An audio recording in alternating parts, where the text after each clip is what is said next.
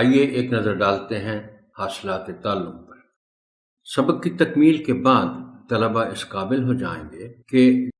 جماعت پنجم کا متن کم از کم 100 الفاظ فی منٹ کی شرح سے درستی کے ساتھ پڑھ سکیں۔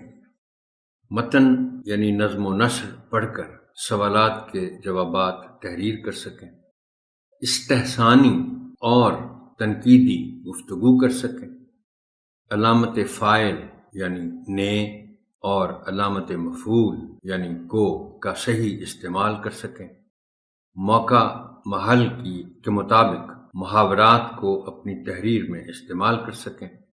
اپنے اسکول اور محلے کی لائبریری سے اپنی دلچسپی کی کتابیں یا رسائل وغیرہ لے کر ان کا مطالعہ کر سکیں۔